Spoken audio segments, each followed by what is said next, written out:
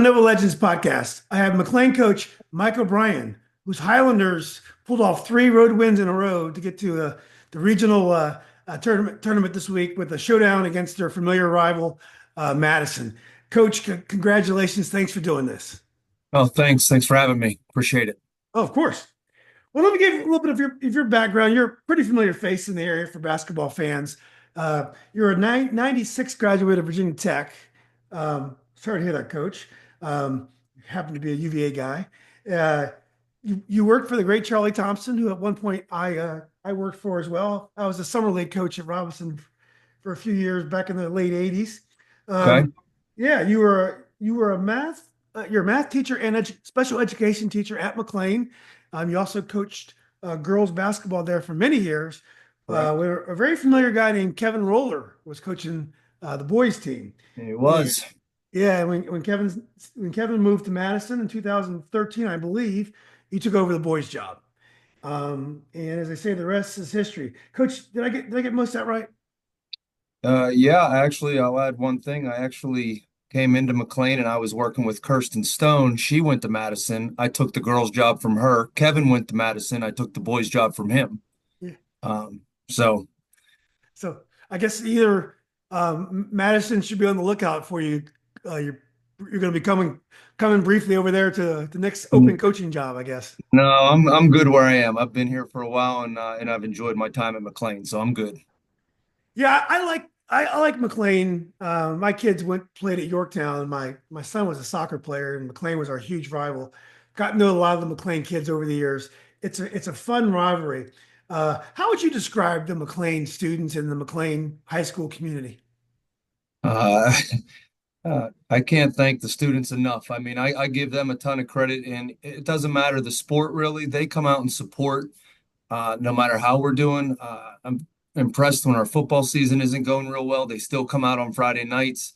When we're not doing real well, they still come out and support us.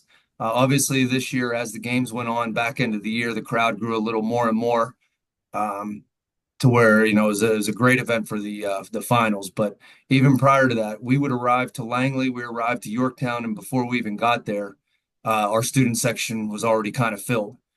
They beat us there, so they were ready for the games, and they've been greatly supportive, and I appreciate all the support they give the boys. Yeah, I couldn't see them the other night because I was behind the Marshall bench. So I could only really see the Marshall crowd. But it seemed like they had a huge crowd there on Friday, and they were very loud as well. Did that help you guys at all against Marshall? I'd say maybe it helped everything, but during timeouts when they're screaming and I'm trying to talk to my boys, but that's all part of the game and part of the enjoyment for them. Yeah. Coach, does this all make sense to you? Last year, you graduated some really nice players. Isaac Bell, Kath Heaton, Jeremy Fuchs, and then Simus. I knew there was some difficulty there, had to transfer away. So this wouldn't particularly seem like the year you'd win the district tournament, but you did. And is that kind of common of basketball? And you just never know what's going to happen. You just got to coach them up the best you can and see what happens. Well, I would agree. They say that you never know, and on any given day, and all that kind of cliche stuff. But this group, I agree. We lost a lot, and the expectations we didn't really know what to expect coming in. There was with all those departures, we had a lot of kids that were trying to either fill in spots, learn new roles. Reese and Max were my only 2 players that really played significant game minutes last year. So they had to learn how to take over more leadership roles, more priority roles. And then the guys coming in, we had to get them up to speed. So the only thing I can say of this group, from a November to February standpoint, of all the teams I've had, I'm not going to say this might not be my most talented individual player team I've ever had, but as far as growth and development from where we were in November to where we are now, they've improved probably one of the most teams I've ever had. Yeah. It's been impressive to watch, actually. I would argue between the Langley game on was it Tuesday and the or Monday or Tuesday, and then the Yep. Marshall game on Friday, they improved. The first time I saw you this year was the Langley game, and I saw you a lot last year. I went to a lot of the games. I really enjoyed your team last year, and I like watching the Yorktown games as well. And I saw you guys against Langley. I'm like, yeah, he really doesn't have too much. And I felt like you had an unbelievable shooting night from Jake Bell. Unbelievable. I think he might have had 7, 8 3-pointers. I don't know, but unbelievable. And a game that you led most of the game, you got a lead late and kind of like seized control of the game. They seemed to get a little bit nervous once they got behind, and that was it. Next thing you know, you guys advance. I didn't see your next game, but by Friday night, you guys look like a completely different team that I had seen in the first half against Langley. You guys seemed confident. You knew what you wanted to do. It helps everything you throw up goes in. But I felt like your team improved just last week. Well, you brought up Jake, and he did have a tremendous day to help us excel that win. And then the next day we played Yorktown, and you could tell an emphasis was to make sure Jake didn't, have the same kind of shooting night. And then Peter Stoss stepped up, and I think he was 7 for 7 from the field. Um, and so it's like I said, this group has just been different. There's been a different guy kind of stepping up each time, whether it's Max Mullen or Reese Bowser, Peter Stoss, the past 2 games, Jake Bell. It's been, and another person who doesn't really get noticed much is Avery Higgins, who really has changed our ability to play on the defensive end of the floor. He's a really good shot blocker, rim protector for us, and he's really stepped up his rebounding. And so between Jake getting healthy, people developing into new roles and taking those roles on, um, I think that we've really, like they say, if you want to be playing your best basketball at the end, and obviously right now we are. Jay Avery, fans of Northern Virginia basketball.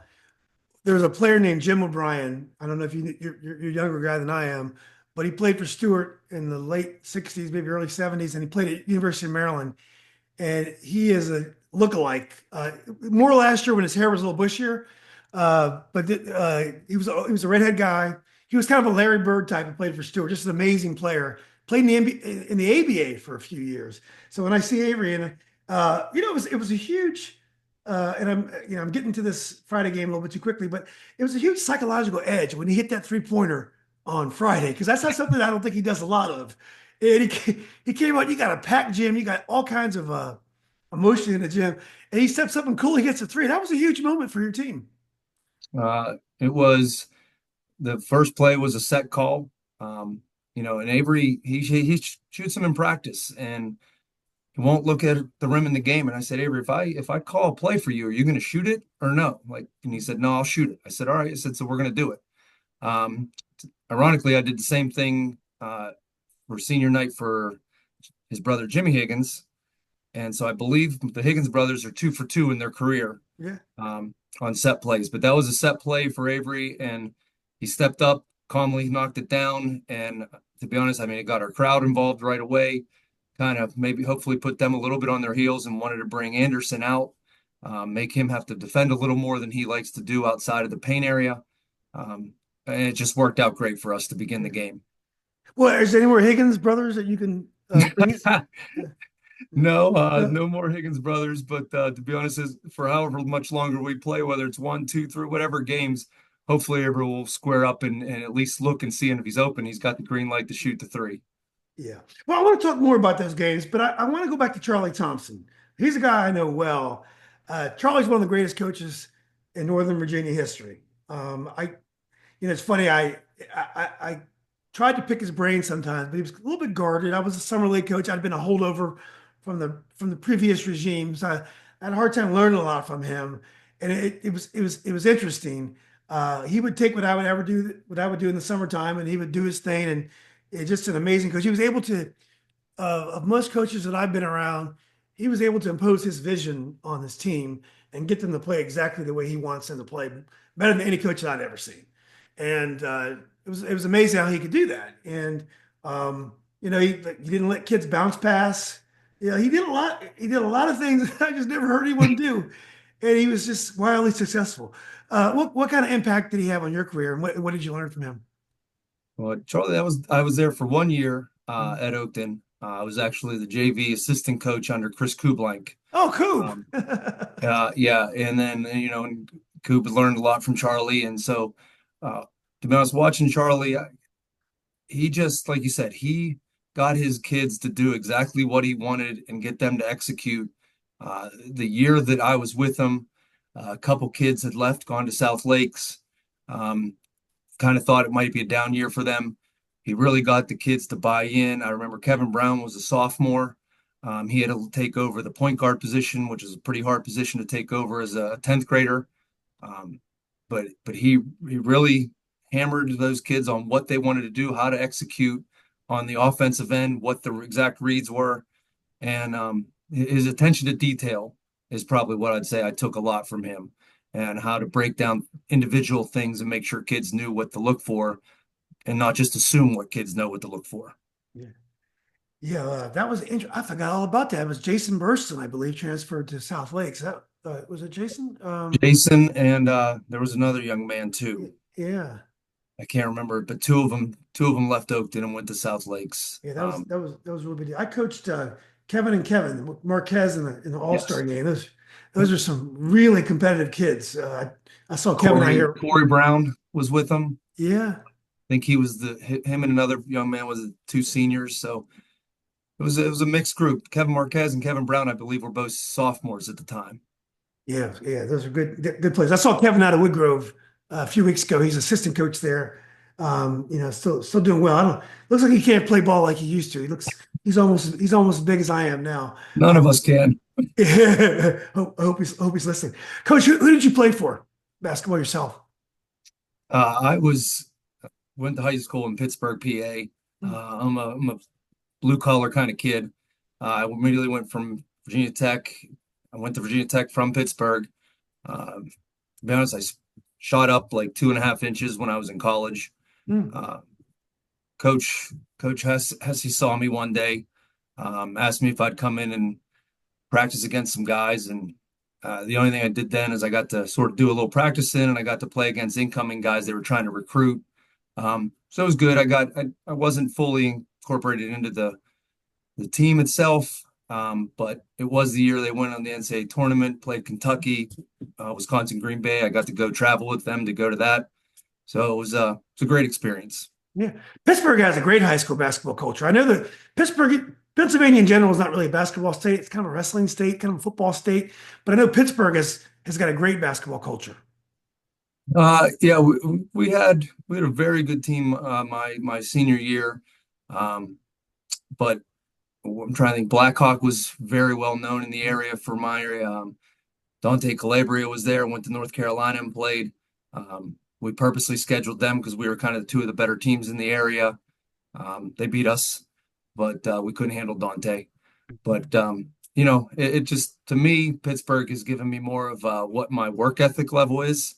Being a blue collar kind of city, and trying to bring that into the McLean community a little bit. Which is clearly a blue collar town, McLean. Uh, so, I'm a Steelers fan. I'm a big Pittsburgh guy. The only time I've ever heard the word Blackhawk is the '95 Potomac team that won the state championship. Was widely known as one of the best high school teams in the history of Northern Virginia. The only loss that year was to Blackhawk in a Christmas tournament up there. And because I interviewed Kendall Hayes and he said that the name rings a bell. Who was your high school coach in Pittsburgh, and what did you learn from him? Uh, Coach Rich Sanson was my coach there, and he had been there for a long time. Uh, Him and Coach Fox. Coach Fox was really attention to detail. Um, he did a lot of the film breakdown stuff. So from me, I took a lot from Coach Fox, because he was so detail oriented and in his preparation on how to get ready for the next game. So for me, I think that's mostly what I took is from that experience is the preparation part of my game. Exactly. When you think about these coaches, how do you think they would have adjusted to today's game? Today's game is very different than it was when you played in Pittsburgh. Definitely when I played at Robinson. Um, we screen on ball. That was something we never did when I played. And, everyone can shoot out is allowed to shoot outside. More players are. Whereas when I played, you may have one or two people that were allowed to shoot outside of 15 feet, and we would make these little 5 yard pass, 5 foot passes around the key to work for that layup. But the game has changed a lot. Do you think the coaches of old have been able to evolve and just as successful today? Yeah, I think coaches would be able to evolve. I mean, I think that's part of I think I've evolved. I've been doing this between the girls and the boys. I've been doing it for 20 some years, and uh, you know, I, part of me thinks I'm an old school coach, but it's certain things I've had to incorporate and change some of my old beliefs and let the five man shoot a little bit more. And I've incorporated it, so I think the older guys would be able to make the change that they needed to make to keep up with the game and the way it's played today. Yeah. Well, yeah, and you're a math teacher and a education teacher. I interviewed one of the Bendorf brothers, football coaches, and they told me that it's so hard to be a football coach now and coach a substantive issue like subject like math or science. It's much easier, of course, if you're doing PE or something where it's a little bit less taxing, a little less grading the papers, just because football coaches they just watch so much film and there's so much time involved. Do you find in basketball it's the same thing that it's challenging to teach math and to coach basketball?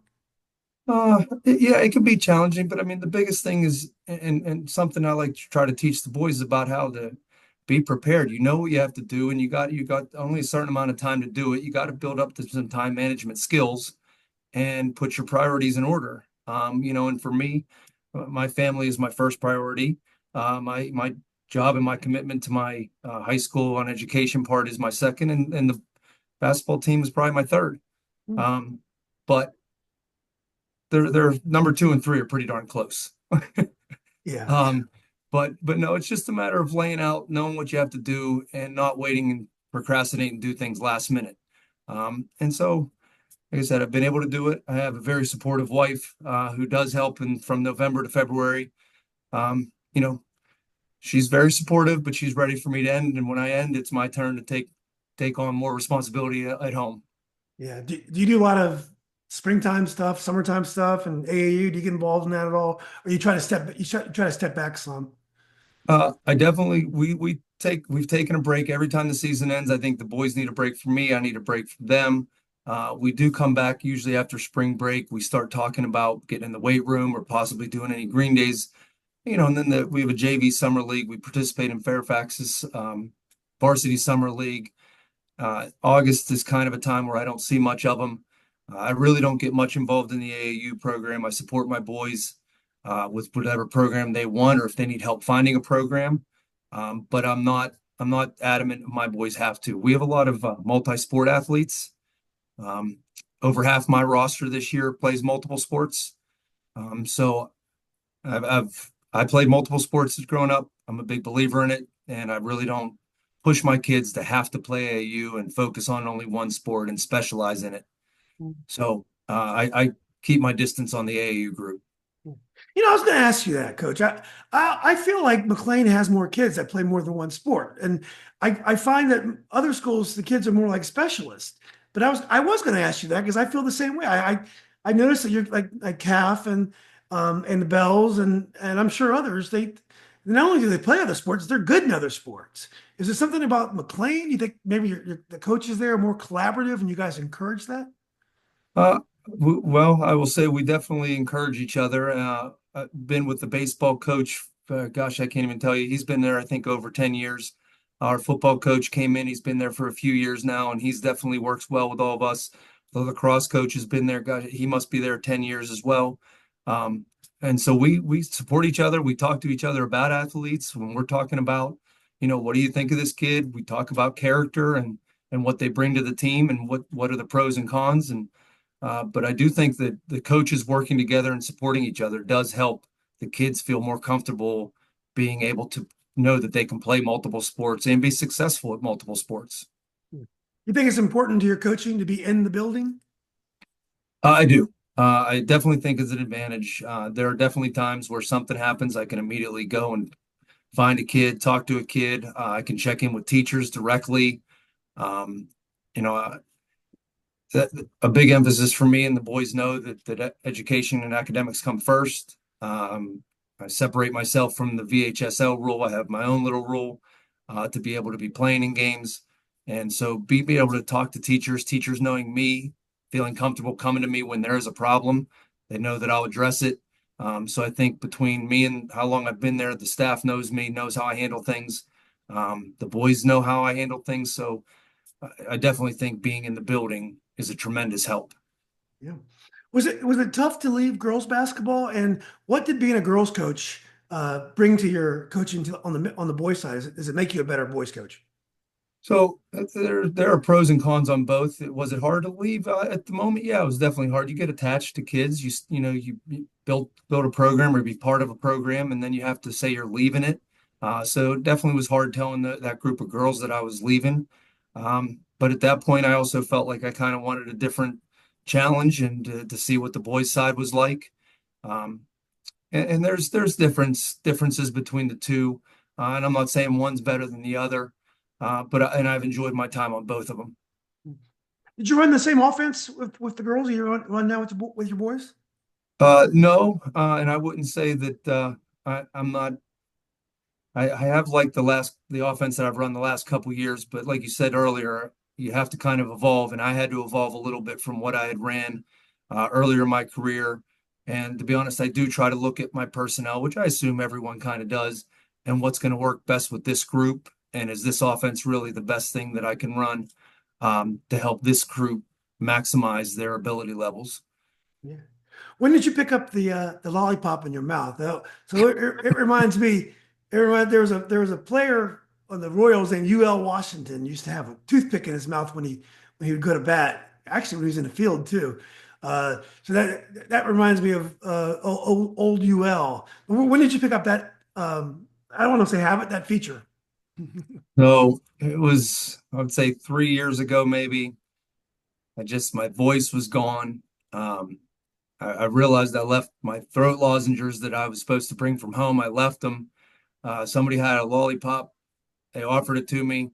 I made it about a quarter and my throat was totally gone. I was out of my drink and I couldn't just keep drinking things. So I popped the lollipop in. And uh, after that game, Calf actually asked me, Coach, are you going to keep the lollipop? Because we had won. I said, yeah, I think I have to. And so really, it's just something that I do to keep my throat as moist as it can because I'm trying to yell over the crowd and make sure my boys can hear. And I know it probably comes across as I'm just screaming at my kids, but I'm really just trying to make sure they can hear me. Yeah. So I thought, without knowing any better, I thought maybe it was a way for you to remind yourself to be less collaborative with the officials by having that in your mouth. And just one more thing to tell you, well, Coach, maybe I should let this one go. But I guess my theory on that was wrong. No, it's not. If I got something to say to an official, I can take it out of my mouth easily, and I can say what I want to say. And to be honest, I think our officials do a good job. I've ref before. Reffing is not easy. I try to keep that in mind when I do get angry, frustrated with them. But the most thing I'm looking for is if a ref's able to come by and tell me what they thought, what they saw, there's not much I can say at that point. So I think our officials do a really good job and make it a safe environment for the boys. Yeah, I thought Gil Mack and his crew did a pretty good job Friday night because that couldn't have been an easy game to call. There was so much tension in the air. Well, let's get back to this season. You guys started off the season pretty strong, but then you went to a little losing streak. I think you may have lost 5 or 6 in a row. I think, and then I believe you even lost to Madison during that spell. Were you concerned? Is that kind of kind of part of being a basketball coach is dealing with the ebbs and flows, or did that really concern you that losing streak? Oh no, losing takes its toll on any coach, I would think. And you just go back and you think about how you can redo things, redraw up things, what you need to work on specifically to help this group become better. Um, but it's like I mean, I talked to the boys about. I mean, trying to teach them the life skills that they're learning through athletics is that it's not always easy. It's not always going to be just a great ride. There's going to be down times, and how do you pick yourself up? And so if I show the boys that we lost 5 games and I just come into practice and we just do the same thing over and over, I don't think I'm being a good leader by example in that point. So I think the boys recognize I come in and I change things and try to figure out how to help them the best I can, and hopefully they learn that that's how you deal with things. Things don't go your way. You don't just quit. You don't just give up. You step up and you pick yourself up, brush yourself off, and I think the boys have done a really good job of that this year. You mentioned from the beginning of the year to how we had a losing streak, and we did, but I think a lot of that had to do with us figuring out where we were as a team, who was our roster, what was our rotation. Um, you know, us as coaches were still learning. And it took us probably till the back third of the season where we sort of narrowed down, okay, this is our this is our starters, here's our bench guys, and then here's the guys that need to come in if we have certain situations come up. And at that point is where you started to see a change. And I'll specifically say two people really impacted that change. One, Jake Bell was injured at the beginning of the season. Um, he had some back issues that we were in and out of games. He could play one game, he couldn't play the next. So once he got healthy, that obviously tremendously helped our offense of output. And then the development and the progression for Avery Higgins helped on the defensive end. So those two, once we figured out getting everyone healthy and figuring out roles, then we could start to focus in on how to become a better team. And I think we've done that the last third of the season. Yeah. Well, common feature, current feature of high school basketball in Virginia is there's very few elimination points. We do our best to keep teams alive for as long as we can, and you end up having to beat teams over and over again. But your game on Tuesday is an elimination game if with Madison. If you lose, you're out. Yep. It was the same thing for Langley last week. How do you approach those games? Do you approach those games differently? Do you enjoy that the challenge of knowing if we lose, we're out? Well, I will say I still enjoy you said the challenge. The challenge of coaching to me is trying to prepare these kids the best way I can and trying to go against another coach, and you're going against Coach Roller, who's one of the best coaches in the area, in my opinion.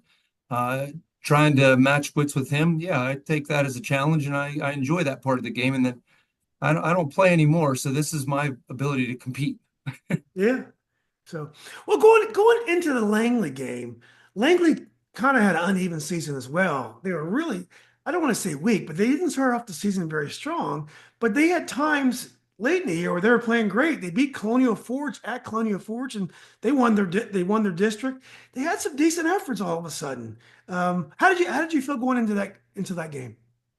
Uh, little tense, a little nervous about it. We were 0-2 against Langley. We just lost to them the previous Thursday night before.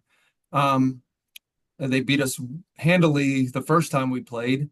So we knew we had an uphill battle, but at the same point, I told the boys that the pressure kind of fell on them. They had beaten us twice. It was a home game for them.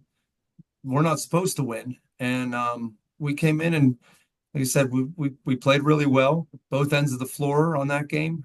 Jake really shot the ball well for us. I think we switched to a zone versus them, which we didn't do the first time, and I think that they play fast.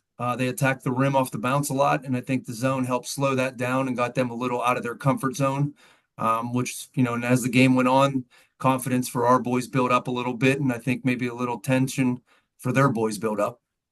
Yeah, I definitely. As soon as you guys broke through, I just felt like it was over so quickly. I'm like, what happened to our game? It was we're on the gym was emptying out all of a sudden. It was really surprised how it changed. But that's the game. I didn't see the Yorktown game. At least if you lose to Yorktown, your season's not over. But you want to win as many games as possible because you want to try to avoid South Lakes or whoever else. So and you want to win just let's face it, you want to win a district, which is why we play these games. One of the reasons why we play these games. Now, Yorktown has had a great season. They only lost a few games. Their starting five, one of the best outside shooting starting fives you'll see. They have three or four absolute knockdown shooters, and they have a point guard who's the player of the year in the district, and deservedly so, in my opinion. That must have seemed like a big challenge going into Yorktown, and it was at Yorktown. Yeah, again, team that we were 0-2 against going into.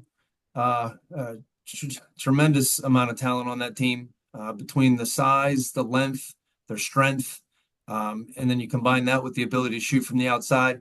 It did present an uphill battle for us.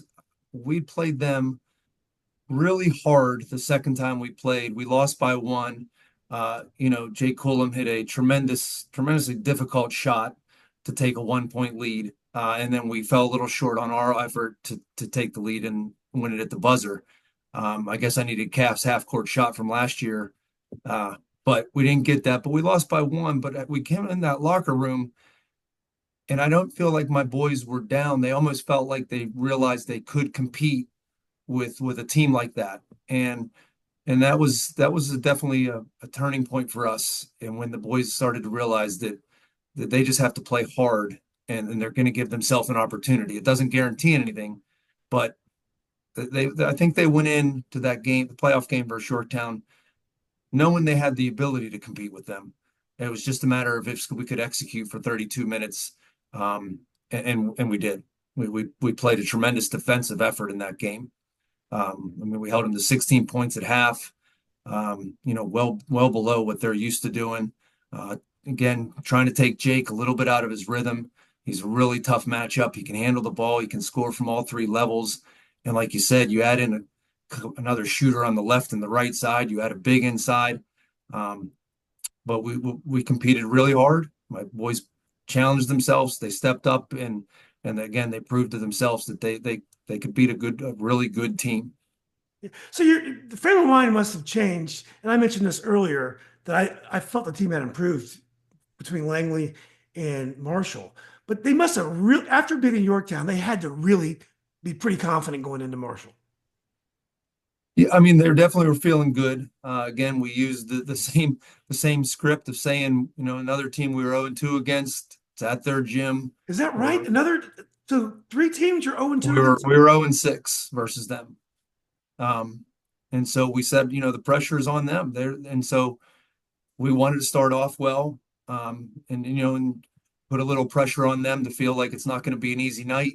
And I couldn't have scripted the beginning of the game any better. That first quarter, the way it went, between Avery hitting his shot and Pete Stoss hitting his threes, we jumped out on them really quickly, put them a little bit on their heels, I guess, and it helps absorb those runs. Basketball being a game of runs, we knew that they weren't going to go away, but getting that kind of lead early helped us absorb any kind of run they could make, and still be in the game. Yeah, and it's interesting because Marshall's a very good team, but I wouldn't say they're the most offensively explosive team in the world. But they have a really good team. They're a great post player. They're nice all around starting five, and they got some guys on the bench that can come in and do some things as well. So it's definitely a good side. Good side. That's soccer. It's definitely a good team. When you went into the gym, was that one of the best environments you've ever coached in? I was just eating it up. I thought it was an incredible environment that night. Yeah, again, we showed up, we come off the bus, we walk in the gym, and there we already have 50 students already in the stands waiting. So the boys came in and got excited on that. But as far as the environment, that was very similar to what we get on a Friday night Langley game. And so packed environment like that. So maybe that helped us a little bit. The boys maybe had seen that before earlier in the year. But it was a tremendous environment. I think Marshall did a great job, of hosting it. And then the amount of people they let in, it was standing room only on the baseline sides. So really, for myself, didn't really appreciate that until the end of the game, when I realized I needed to tell my fans to hold off on rushing the court, because I wanted to make sure that we, shook hands and met up with Marshall players, because those boys deserved the recognition as well. Yeah, plus some of your players almost got hurt after they got rushed on against Langley. They got tackled. I'm like, well, come on, guys, we got more basketball to play. Was it one of the biggest wins of your coaching career, Coach, beating them, Marshall? Yeah, it just falls in the category of winning a district title, so it automatically falls into that category. The run of the week, at some point I'll look back and realize how good of a run that was for the boys. Like I said, to go be 0-6 against what we had in front of us, and to play as consistently as we did, and to pull that off, I'll really appreciate it, I think, when I step back and the season's over. But it's definitely one of the bigger wins, just because it resulted in the district title, which isn't a common thing at McLean High School. Yeah. Yeah. Maybe not in basketball, but they seem to win a lot of soccer games in the Oh baseball. no, no, I'm sorry. Yeah. Our baseball team's done very well. Our softball team does tremendously well. Soccer does really well. So no, I meant on the boys basketball side. Sorry about that. No, I was just kidding, Coach. So when you think about Madison as a coach who's trying to motivate young men, would you rather lose that first game or win that first game? Now, last year in the state final, South Lakes beat Patriot, and they beat them soundly. And in the earlier game that year, Patriot had beaten South Lakes soundly, and I felt that Patriot didn't make any adjustments because they'd already beaten them, and I felt like South Lakes was a moving target, and they had a completely different game plan, and they got all over them in the state final. Do you feel that there's any advantage or disadvantage of being a team that lost or won the previous game when you match up? I don't think, especially in this case, one, I think we're a completely different team than we were. That game, Jake Bell didn't even play in.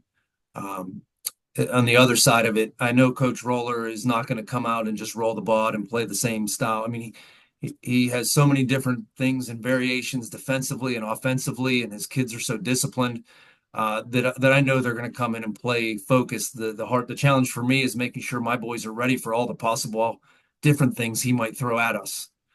Yeah. Madison, unfortunately, ended your season the last 2 years in regionals. You mentioned Kevin Roller and the things he does. Why is Madison so tough? What are the kind of things that Madison does to teams that makes them so successful? Well, he changes defenses. He does that at the really opportunistic times to catch you off guard a little bit. He puts his guys in the right position. A couple years ago, I think it was 2 years ago when he beat us, his 1-3-1, he didn't just typically put his five man in the middle of the 1-3-1. He changed it up. He put his most athletic guy there. You just don't see stuff like that a lot of times. People just sort of they go 1-3-1 or whatever defense you want to say, and they just go with what you're supposed to do. Um, Kevin does a tremendous job of changing up his personnel to get the biggest reward and benefit for his team that he can. And he changes from game to game, depending on who he's playing, depending on the matchup. And I think that presents a problem trying to prepare for him because you just don't know what he's going to throw at you. Yeah. Now, Coach, when you win a district title, unlike there are numerous teams that qualify for regionals just because you get to the Final Four or whatever a particular region's rules are.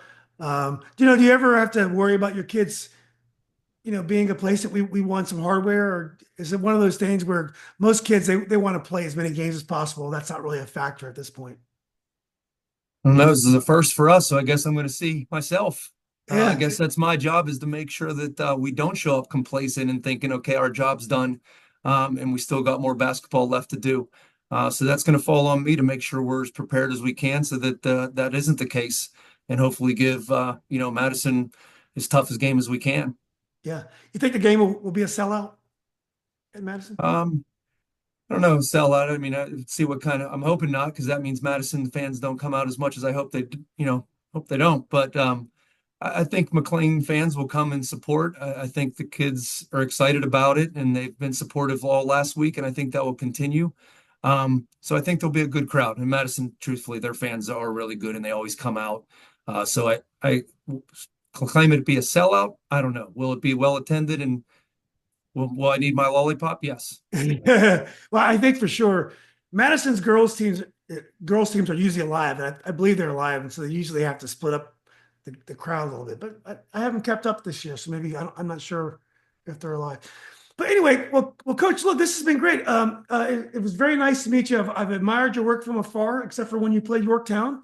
But I'm very I'm excited for you. There's nothing like a tournament run. I had a lot of games I could have chosen because I go to games almost every available night that they have games, and I knew something special was going to happen at Marshall. I coached Jerry in summer league as well, and he's a friend of mine. But I knew it'd be a great night, and it really was. It's very special. That run last week was unbelievable, and as a coach, when you do something like that, that's kind of why you got involved in it. I know you want to help young men, but you're also a competitor, and to be able to pull that off, It's not like you have a bunch of 6'7" guys that are dunking and you really just have to throw the ball out. You really did a great job of choreographing those kids and getting those kids to believe. And they made some big plays and they played tempo. They did a lot of things right. So anyway, congratulations to you. Very, very happy for you. And I just wish you the best of luck against my friend Kevin Roller on Tuesday. Thank you so much. Thanks for having me today. It was great, Coach. Good luck at us. I may see you there Tuesday. All right, thanks. You're Bye. welcome, buddy. Yep.